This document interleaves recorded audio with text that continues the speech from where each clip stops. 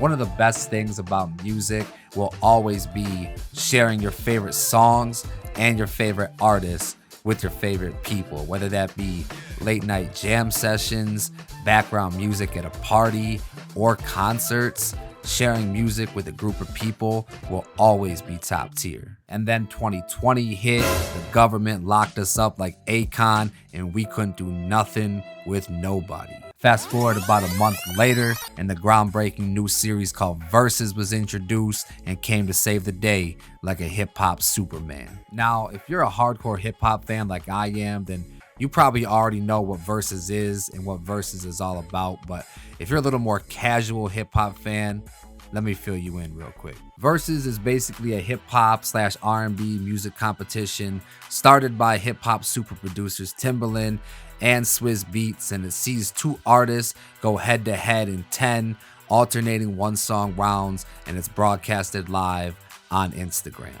And what started out as just an impromptu broadcast with little to no promotion quickly turned into its own brand with a logo, social media, partnership with Apple, and eventually finding its home on the Triller app. 3 seasons, 43 battles, and tons of moments that'll go down in hip-hop history forever. Today, we're going to be taking a look back at the good, bad, and ugly of Verzuz 3-year history. So roll one up, step into the ring, and let's get it. So I'm obviously not going to go through all 43 battles because we'd be here until the year 2035. But instead, what I'm going to do is I picked out 6 of my favorite battles to go into detail about. And then towards the end, I'll quickly touch base on some of the other notable battles. So my question now is, where do we begin? Well, what better place to start than the very beginning?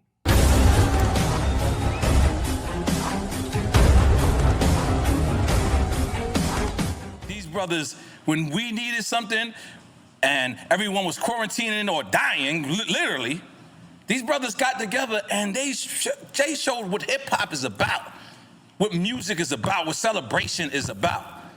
Picture this. It's a cold, random pandemic Monday in March. Timbaland is on Instagram Live cooking up some of the most fire beats that you've ever heard. And not only is he cooking up heat, but he's kind of calling out Swizz Beatz in the process, laying down a challenge. So Swizz responds by posting some beats of his own while sipping on some red wine. And then about 24 hours later, we get this announcement. It's official. We doing this for the culture. Me and Swizzy gonna go at it. 10 o'clock, baby. IG Live. And just like that, the first official Verzuz was scheduled.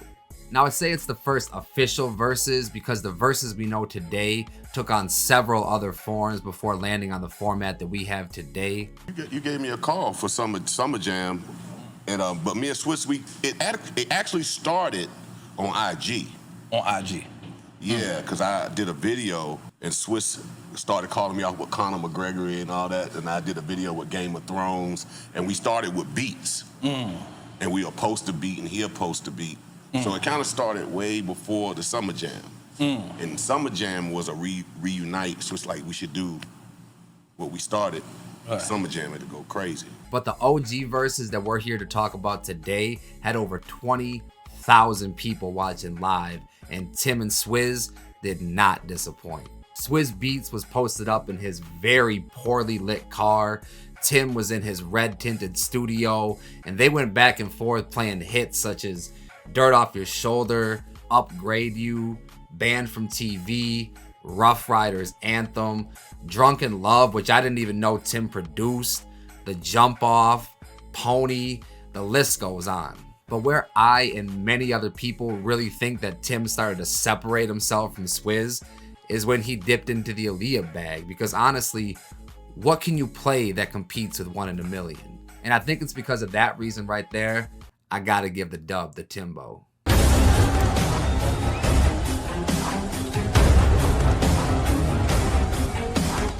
I was young, but I did some things that's fucked up, did wrong to people. And everybody in the neighborhood know that, so ain't no going around that. Even with the murder, even though it was self-defense, do you ever think about that and you think like maybe I could have handled that different, especially when you did like the diss record? He needed to be in the ground. I put his ass where he supposed to be. He tried me. This one wasn't so much about the music as much as it was the collective anxiousness of viewers waiting for what seemed like an inevitable physical altercation. If you know the history between Jeezy and Gucci, then you know how unlikely it was not only just to get them in the same room, but to do a versus battle as well. But we'll talk about that a bit later. This one was performed at the legendary strip club Magic City and even had former Georgia Governor Stacey Abrams opening the event, and Gucci hilariously but genuinely asked her, "Can you wipe my record clean?" Gucci kicked off the battle by performing the first of a few Jeezy diss tracks called Round 1, which seemed hella fitting, while Jeezy started with the intro of his 2005 DJ Drama assisted Trap or Die mixtape. The disrespect continued when Gucci played another Jeezy diss called Bench Warmer. Then Jeezy came back with the perfect response. Tell you what, we gonna do some classic shit. I ain't never heard that. Let's get it. Jeezy answered back with one of my favorite tracks called Them Boys with Boys in the Hood. Then in round 9, we get the big collab joints. Gucci getting the assist from Drake, while Jeezy played Go Crazy featuring Jay-Z. That was a great round. Round 12, 15, and 17 were great too, when we got Steady Mobbin versus They Know, First Day Out versus Air Forces, and Wasted versus Trap Star. And then we get to the most disrespectful part of the evening, when Gucci dropped his hardest hitting Jeezy diss track.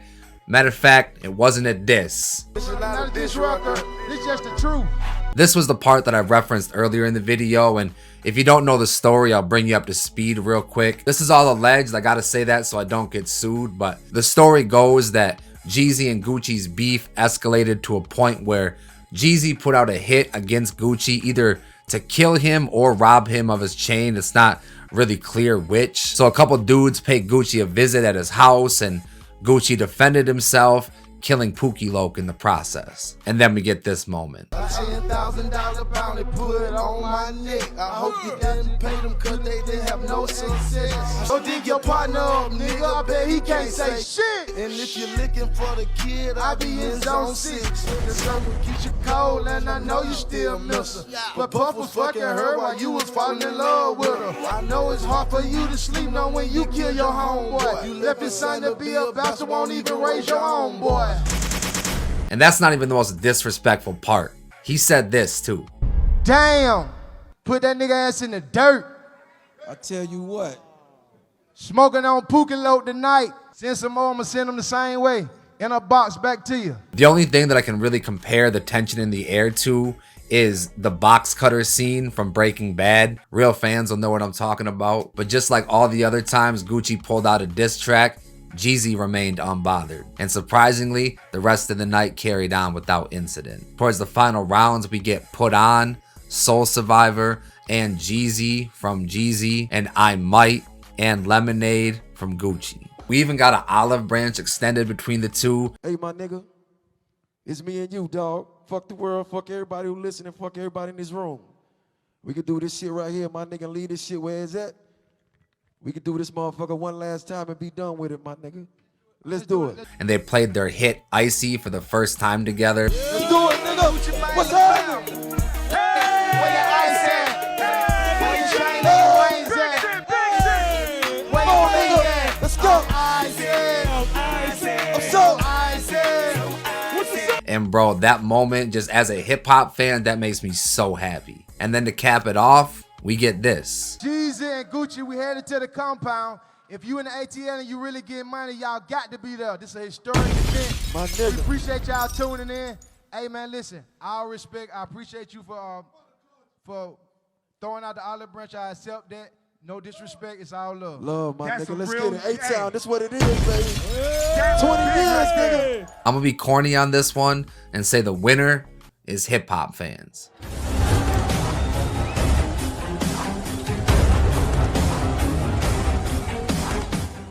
You already know what it is. Busy Bone, Bone Thugs in Harmony. It's finally time. December 2nd, Verzuz at the Palladium against 666 Mafia. Finna fuck you devil worshipping niggas the fuck up. Surprisingly, after that intense promo video, the rest of the night was incredibly peaceful and there was zero violent occurrences the entire night.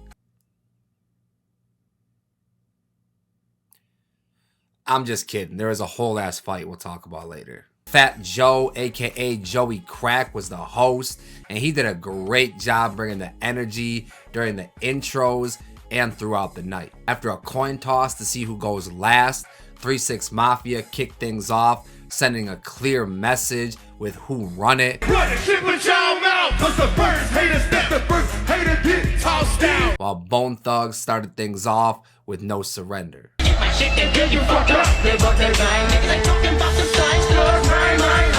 A few rounds later, we get the aforementioned skirmish after sipping on some syrup and Buddha love. Hey, before we even get started, you ugly motherfuckers ain't finna be mocking me while I'm on motherfucking stage. Like, straight the fuck up. Nigga, suck my dick. And Gangsta Boo. Suck my dick. Me. What the fuck? You a hater, Busy Bone, you a hater. You mustn't take your pills. You weirdo ass nigga. Fuck wrong with you, bitch ass nigga.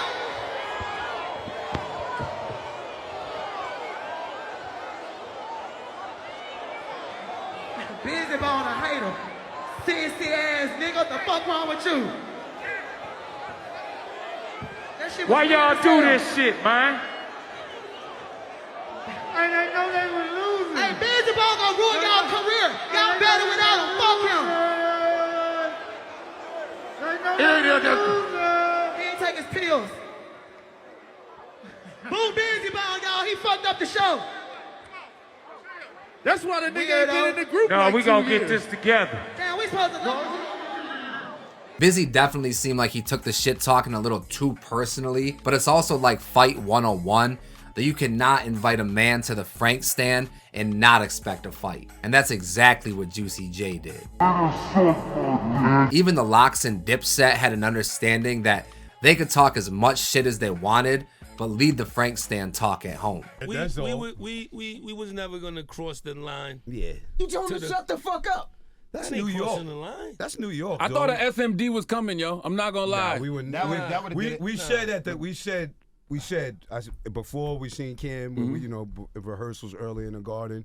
No Frank standing. Word. Don't swing in my face. Other than that, we're gonna get chilled. What about pussies? To his credit, Busy returned later and apologized like a man to 3-6 and the viewers, which I can't do nothing but respect.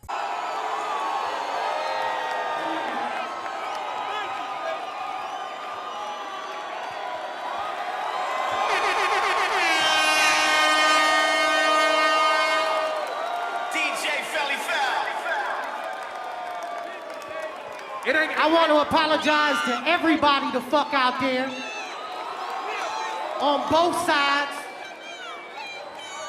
I'm not trying to fuck this shit up. Pardon me. Let's keep the party motherfucking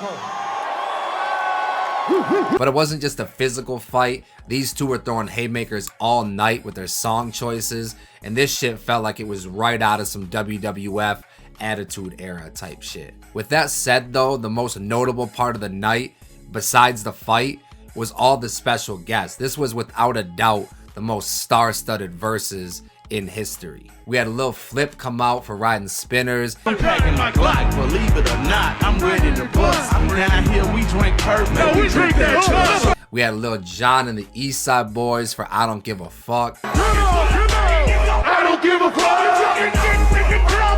I don't give a fuck. They brought out Satasha Williams, who sings the hook on Thuggish Ruggish Bone. Give it up, give it up, give it up. Give it up, boy. Give it up, give it up, give it up, give it up. DJ Philly Foul. We had 8 Ball and MJG come out for Stay Fly.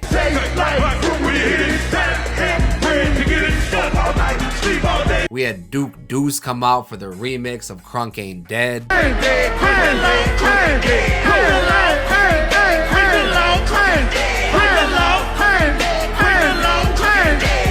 Wiz Khalifa made an appearance for Air Day with Juicy J. That's every day. Smoking dope. That's every day. Run through your dope. That's every day. We had Terrence fucking Howard rapping Whoop That Trick from Hustle and Flow. In my eyes, I done seen some crazy things in the street. Got a couple hoes working on the chain just for me. But I gotta keep my game tight. I Kobe on game night. I kick it from a hook. Don't know no better. I know that. Lil Goddamn Wayne came out for Bands That Make Her Dance. What's your real name? And not your stripper name. I make it rain on you like a window pane. Bands that make her dance.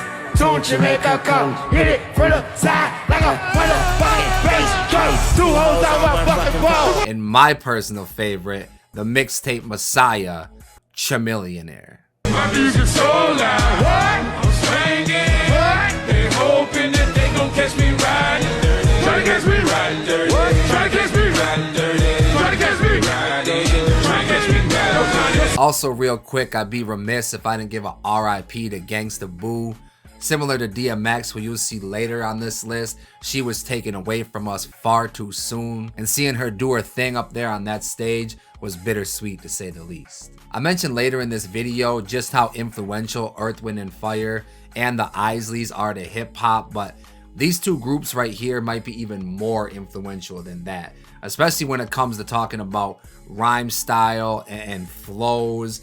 The whole Memphis sound has deeply seated 3 6 Mafia roots, and the whole triple time flow that everybody thinks that Migos started is ripped directly from Bone Thugs. The moment of the night though has to be at the end of the night when we go from Slob on My Knob by 3 6. Slop on my knob like corn on the cob. Check it with me. Andy and John. Hey, late on the bed. Yeah. Don't have to ask. Don't have to beg. To Crossroads by Bone Thugs.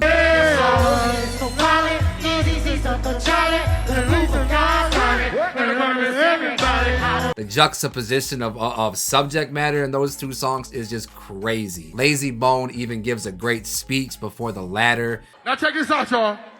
We're gonna do this song for all our motherfucking past and soldiers, right? Yes, sir. Yeah. On some real gangster shit. I need Rest in everybody. peace, Virgil. But listen, everybody, I need you to do me a favor. R.I.P. Virgil. Put your cell phone lights up in the motherfucking air right now. Yeah. Put your cell phone lights up. Rest in peace, up. Eazy-E, Biggie Smalls, Left Eye Leah, Jam Master Jay, Young Dolph. Rest in peace, Lord Nipsey Hussle. Yeah. Now check this out. Everybody we lost. Now check this out, everybody. I know y'all know this shit, right? So sing this shit.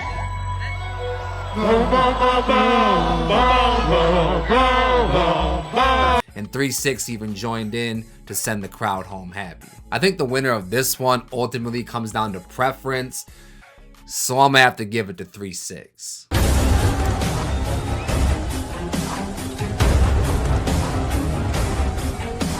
Obviously, the great DMX sadly passed away on Friday. I know you worked with him. Last thing I saw, you guys were doing the Verzuz battle. What did it mean to you to share the stage with him? It meant the world because it gave the world a chance to see two dogs that naturally loved each other, celebrating each other in the name of hip hop. You've seen a lot of, interaction between me and him, engaging in our songs. You've seen a lot of conversations and a lot of love, and we had God in the building with us that night, and that makes me feel good about DMX's transition, to know that he's off to a better place and he's finally got his angel wings. Similar to another battle that you're going to see a little later on this list, this was a true definition of a celebration of music. A celebration of both Snoop and DMX's legendary careers. And it's the only battle where you can go from prayer. Father, please walk with us through the bad times as well as the good. May we be heard and understood. To chicken strips and Kool-Aid. She been pressing me all day. Now she's scared to pass a nigga with Kool-Aid. Shout out to my nigga Todd. Okay. Raising Cane's in the house. Them motherfuckers is good too. Anybody else want some? Before I get personal? Shit. I got now ladies. I'm good. Now ladies? Yeah. Let me get one. Damn. My nigga. To a song about murder, over to giving flowers, and then back to a song about running a train on a girl. It had everything that we've come to know and love about these two. This was also one of X's last performances, which makes it bittersweet, but seeing him in such high spirits and the fact that he was able to get his flowers and see how much he was loved and revered while he was still here makes me incredibly grateful as a fan. As I said earlier, we started out with the DMX prayer, which, even though I'm not religious, gives me chills every time. Snoop wasted no time bringing out the big guns with deep cover, while X started out with the intro to It's Dark and Hell is Hot. Then we get around for all the people with short-term memory loss, Who Am I from Snoop, and What's My Name by X. X low-key ruined the setup to Snoop's next song, which to my surprise was Gin and Juice. That wouldn't by any chance be Gin and Juice, would it? A little gin, not a lot. I ain't mad at you, man. I ain't mad at you. Snoop continued with the haymakers with Dre Day and two of America's Most Wanted with Pac. Round 7, we get Ain't No Fun from Snoop.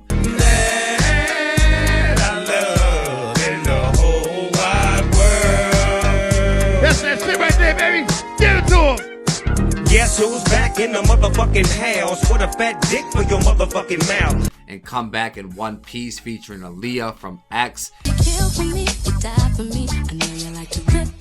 Ladies, sing this. Hey, come on. Hey. You got me going in all kind of bags right now, X. You know what I'm saying? You going in bags, I'm starting to go in niggas' pockets. Which made me laugh because conceptually those two songs couldn't be more different. The next round, Snoop played Bitch Please with Exhibit, which it was cool, but X dropped the nuke with X Gon' Give It To You, and honestly, I don't care who you are or what you have in your chamber, there's not much that's gonna compete with that. New York, y'all better turn up right now. Where the fuck y'all at? Turn up! It is not a fucking game. Fuck what you heard. It's what you hearing. Listen. It's what you hearing. Listen. It's what you hearing. Listen. It's what you hearing. Listen. X gon' give it to you. Fuck, wait for you to get it on your own. X gon' deliver to you. Round 12 was one of my personal favorite rounds when we get Beautiful from Snoop and What These Bitches Want from X, which gives us this moment. Normally, when I perform that song, or when I used to perform that song, a nigga's shirt will come off. But you see the situation that's going on. You tripping, cuz. We're not pulling the shirt off today, baby. It's not coming on today. Fuck out of here. I don't give a fuck if it's 8.3 million, nigga. It's not coming off. Hey, if we can get 9.5 million, X gonna take his shirt off. We need 9.5 million motherfuckers in the chat. Hurry up. If he take his shirt off, I'm gonna take mine off too. You get 2 for 1, 2 dogs for the price of 1. Now, hurry up. We gonna look like the number 10 up in this bitch. The juxtaposition of styles was on full display and it was so entertaining to watch. Snoop is just mad chill and everything he does is smoother than a Scientologist's brain. And then on the other hand, X is just so aggressive and passionate. The contrast is just dope as hell to see. Round 15, we get both Snoop and X at their most vulnerable when they hit us with Slippin', and Murder Was the Case. Snoop even said Slippin' gave him the gangsta Holy Ghost. We get Snoop breaking out Nothing But a G Thing and Drop It Like It's Hot to close out his set, while we get Rough Riders Anthem and Party Up in Here to close out the set for X. Or so we thought. X forgot to put Where the Hood At in his original set list, so he had to squeeze it in there at the end. The last half hour or so was fire too, because they were trying to give him cues to wrap it up, but they said fuck all that, continue to freestyle and just chop it up like they have been all night. I think they're gonna cut off now. They're gonna cut off in any minute. It's a little scary. It's They're a gonna little cut off leery. A little any minute. leery. They're gonna cut it One off hand in any the minute. pocket, one hand on the phone, and just eyeballing niggas. I can tell you ain't talking because your mask ain't moving. But you got the ad, yeah, okay. Snoop even brought out the dog in DMX during the freestyles when he seemed a little hesitant at first. One shot by one gun by one dude. Originally get it. What's up then fuck you. You know how a nigga move. It's how a nigga move. Fuck a snake should've ate when your plate had food. All in all, I can't even lie, this one's a tie. R.I.P. X.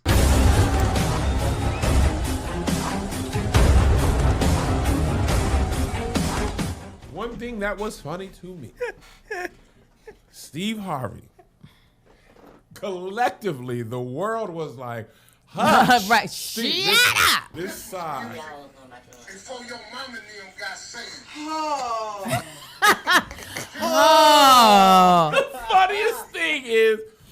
That's Steve Target demo. Yeah. And she did not want to hear it. Right. It had the artist, the lyrics, the music, the DJ, the set, the optics. It had everything except a good damn host. Now, I consider myself a pretty old soul, so this Verzuz right here is definitely near the top of my favorites. And if it's not your favorite, then ask your dad, ask your uncles, hell, ask your grandpa what their favorite Verzuz was, and I bet they say Earth, Wind, and Fire versus the Isleys. And another person whose favorite this was Cat Williams' favorite host, Steve Harvey.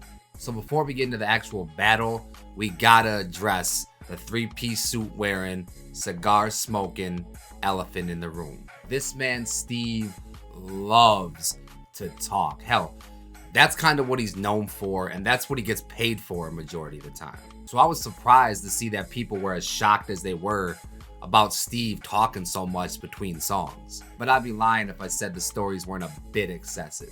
That was one of the great jams. I was in college when that came out. I tried so hard on that song. I ruined a zipper. Be Ever Wonderful. One of my twins got married. That was our father-daughter dance song. Y'all don't understand. I went to concerts and I dressed the theme of the concert.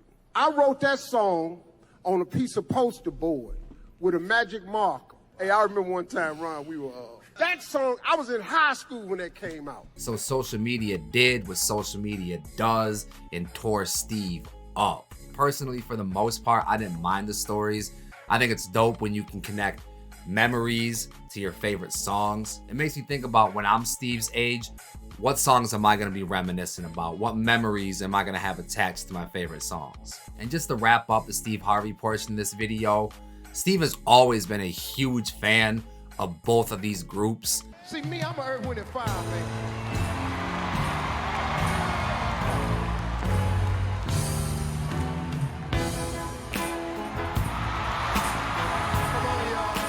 So just put yourself in his shoes. If these were two of your favorite artists about to do a Verzuz battle, you'd probably be doing the same thing. But enough about Steve, let's get into the music. This one comes at us live on Easter Sunday, and everybody was wearing their Sunday best, including people watching at home. I couldn't find any posts talking about it, but I distinctly remember a lot of people saying that they were gonna dress up like they were going out only to sit in the living room just to watch Earth, Wind, and Fire versus the Isleys. And this battle was only a battle in name because this was a true celebration of music spanning 7 decades. The Isleys kicked things off with Love the One You're With before EWF busted out The Way of the World. The two groups went back and forth for a few rounds, pretty low energy, kind of just feeling things out, vibing on the couches, and the low energy only lasted for a few rounds though, but there was definitely a few other times throughout the night they sat a few songs out, but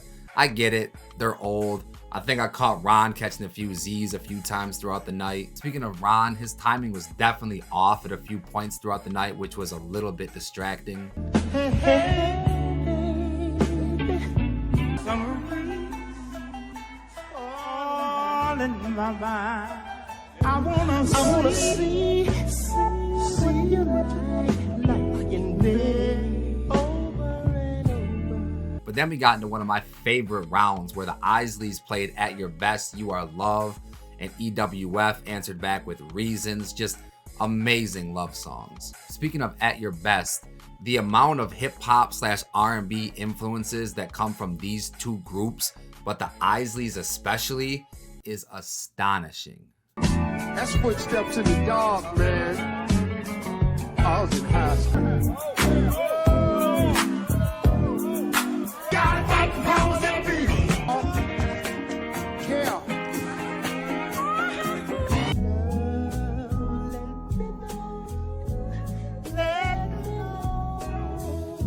Another one of my favorite moments was when Steve asked DJ D-Nice, I want you to give me 4 sexy, I want 4 love songs in a row, uninterrupted. and I don't know if D-Nice is the one that chose the songs, but either way, the next 2 rounds were great. We got Groove With You and Summer Breeze from the Isleys Ernie busted out his iconic guitar for Summer Breeze, and I know Verdine was watching and wishing he brought his bass along. Earth, Wind & Fire closed out these 2 rounds with Love's Holiday and Be Ever Wonderful. The hits continue to roll on. It's Your Thing, After the Love Is Gone, Footsteps in the Dark, Boogie Wonderland, and then we get a much needed break for about 10 minutes, and when we come back, it looks like we got a little wardrobe change, and it sounded like Steve has been reading a few tweets. Y'all at the house, y'all jamming. We've been listening. They've been reading. We ready to go this second half. We're going to turn them loose. It's going to be cut after cut after cut. Once we got back to the music, though, the Isleys kicked it off with a Voyage to Atlantis, which I always thought was EWF, but I digress. And then things really started to kick off in the 16th round when the Isleys played Between the Sheets, which people my age might recognize from Biggie's song Big Papa, which Ron even referenced by saying, I like it when you got my Big Papa. And usually when you play a song like that, I would say no matter what EWF played, they're gonna get washed. But they landed on Serpentine Fire, which is just such a good and underrated song from them. And they even busted out some choreography, which made it even more dope. Maybe the moment of the night, though, was saved for when the Isleys busted out For the Love of You and were accompanied by Earth, Wind & Fire and Steve Harvey for some background and guest vocals. Smoother than a gentle breeze.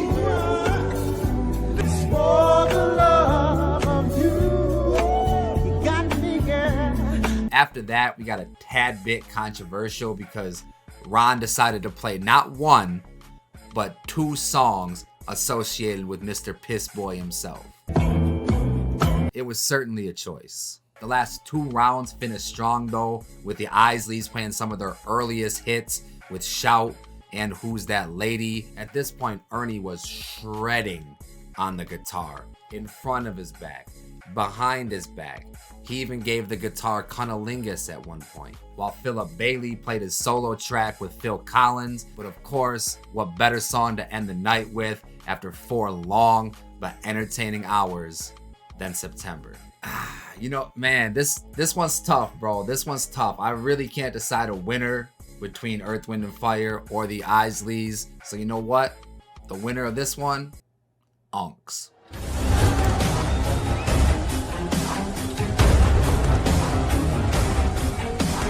Listen, if you got young ones, they might not want to watch this. Please. On Tuesday night, the Locks and Dipset faced off in a Verzuz battle at MSG. That's right, a battle for the ages. And someone called a body. Yo.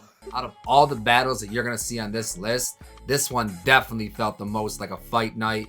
And part of that was without a doubt due to the fact that UFC legend Bruce Buffer did the announcements of both teams like a UFC pay-per-view. The Lock! Dipset! But Dipset killed all that energy by taking an awkwardly long time to get to the stage.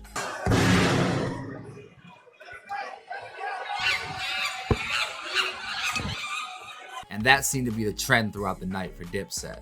I think this battle is the perfect encapsulation of MC versus rapper. Well, you know, MC means a person that can move the crowd and basically control an audience. So, you know, Sway's an MC. He can take the mic and he he controls a crowd. A rapper, like, you might see him on the stage, but they are afraid of the audience, or they can only sing their hit record, you know, but they can't just say, okay, we about to break this down. We're going to change it up a little bit. And that's what MCing is. Those are all things that the Locks does very well. Dipset, on the other hand, had next to no chemistry, seemingly just did the bare minimum except for shit talking. We didn't talk on your part. Shut the fuck up then. Shut up then, nigga. It's our time. You on our time. Now I'm not. They talk, nigga. Let the music talk. Go in your corner. Go in your corner. No. That Cameron guy should definitely start his own podcast or something. And as great as they are, at times it seemed like Dipset only showed up to collect a check. There were so many great moments in this battle, so I'm going to try to get through most of them, but I know that I'm going to miss a few, so let me know which ones I forgot down in the comments. Jadakiss, right off rip, was not feeling Jim Jones' outfit. Never let a nigga in leather pants beat me. The Lock started off with the perfect message-sending track playing Fuck You, Dipset answered back with I'm Ready. The Lox pulled out Banned from TV way earlier than I thought they would, but Cameron answered back with Suck It or Not, which I was definitely way too young to be rapping when I was younger. Mighty D Block and Get 'Em Girls kept the crowd hot, but then, maybe the greatest moment in all of Verzuz history happened. Yo, Tech, let's make something happen. New York! You ain't familiar. I don't care who shot you, cause they ain't kill you. Right? See? Everyone's like, wow, that's a hard line. Listen, you gotta go back, because remember, Cameron got shot in D.C., didn't die. That's So right. that's what they call a subliminal. After that, with the exception of maybe 2 rounds, it was all downhill for Dipset. They tried to take the lead by playing Welcome to New York with Jay-Z, but even Hove couldn't help Dipset once Jada dropped his New York anthem. New York, the real New York. I'm outside. I don't live in Miami. I don't live in Colorado. Come to my block and see me, my niggas. All of y'all know I be down there. This is Kiss. I'm outside. All niggas deep block. I like this. I got all niggas on the clip. Nigga, I'm from New York. What? The rounds that I think might have went to Dipset are Hey Ma and Oh Boy. Maybe We Fly High. But then Jewels made the stupid mistake of claiming, Hey, I don't think these niggas like girls. and the Lox responded by playing what they call, Just give them a medley of the lady shit, including Ride or Die with Eve, Honey with Mariah Carey, and Jenny from the Block with J-Lo. Jewels got his bandana snatched and thrown to the ground by Jada during Felony Niggas. It was all bad for Dipset. And maybe my favorite thing coming out of these battles was the memes and just the overall response on social media. This should go without saying, but the Lox taking this one. Now for a quick speed run of some of the other notable moments. Nelly and Luda got bogged down by a thunderstorm and technical issues. Beanie Man and Bounty Killer was good vibes until the cops showed up, tried to shut shit down. During Teddy Riley vs. Babyface, Teddy was having mad technical issues and the internet killed him for it. 2 Chainz vs. Rick Ross had hella strippers and money being thrown, and Rick Ross got a shoulder rub during the battle just to flex. D'Angelo did the only solo concert named D'Angelo and Friends. Red and Meth did a 420 show at the world famous Apollo Theater. Ashanti vs. Keisha Cole was the first to live stream on Apple and Instagram simultaneously. Raekwon vs. Ghostface was the first battle on Triller. Tim and Swizz ran their battle back in front of a live crowd. The Night of R&B with Ray J, Bobby V, Pleasure P, Sammy, Omarion, and Mario was a complete disaster. I'll leave you with one of my favorite quotes about hip-hop, and it goes a little something like, hip-hop didn't invent anything, but it reinvented everything. And as it pertains to the Verzuz series, music competitions are nothing new. They've been around for decades in many different shapes and forms, but what the hip-hop community did with the Verzuz series is what the hip-hop community has always done. Make the most and make the best out of unfavorable circumstances. As far as the future of Verzuz goes, there have been rumors of Verzuz making a potential comeback, but nothing's come to fruition yet. If you made it this far in this video, you a real one. Please consider hitting that subscribe button. I'm usually on here doing hip-hop reaction content. Let me know some of your favorite Verzuz moments down in the comments. And remember, if it's not too dope, then it's probably mids.